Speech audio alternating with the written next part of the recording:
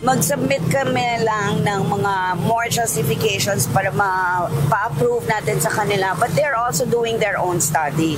Kung feasible yung magdagdag pa tayo ng oras, magiging 6 hours. Nakipag-ugnayan na ang Office of the Vice President sa Department of Transportation kaugnay ng pagpapalawig sa oras ng biyahe ng kanilang libreng sakay sa Metro Manila. Ayon kay OVP spokesperson Attorney Ruth Castelo, nakapagsumite na sila ng paunang request sa DOTR. Ngunit patuloy ang ginagawa nitong pag-aaral kaugnay ng nasabing request. Mayroon din aniyang sariling pagsusuri ang DOTR kung feasible na gawing 6 na oras ang serbisyo ng libreng sakay bus.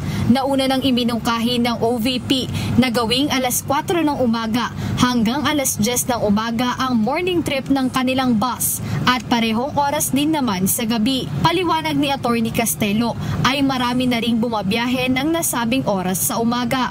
Yung mga gusto na earlier ang alis ng bahay, we have the 4 to 10 but we will still need the final study sa recommendations. Pero yung nakita nyo kasi sa PITX kanina, kailangan natin aralin kung kailangan pang magdagdag or anong lugar yung kailangan na dagdagan. Isang EDSA-bus carousel sa ruta ng libreng sakay ng OVP. Magsisimulang magsakay ito ng pasahero sa PITX at pabiyahe hanggang sa monumento. Mayroon din itong mga ruta sa Quiapo to Commonwealth, Naik Cavite, Cebu, Bacolod, Davao at ang pinakabago ay sa Tacloban.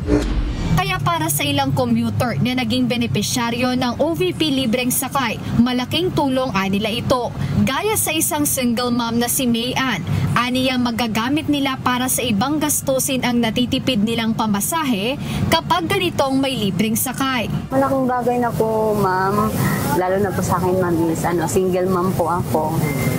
May estudyante pa po ako. Hindi naman kalakihan yung binibigay kong baon. Pero yung iba po, mabibili ng ulam, bigas, malaking tulong na din po. Para naman sa estudyanteng si Ramina, hiling niya na mas dumami pa ang ganitong mga bus. Malaking bagay ang natitipid niya lalo't higit sa 2 ang kanyang sinasakyan sa pagpasok sa universidad. Mas maganda po if mas dumami pa po sana yung buses para po hindi lang po onti yung mga masiserve na tao. Tsaka po hindi na po masyadong hassle po talaga. Sa datos ng OVP, umabot na sa higit 1 milyong pasahero nitong 2024 ang nakinabang sa libreng sakay program. Jedne Resina, UNTV News and Rescue. Diyos ang aming sandigan, serbisyo publiko ang aming pinahahalagahan.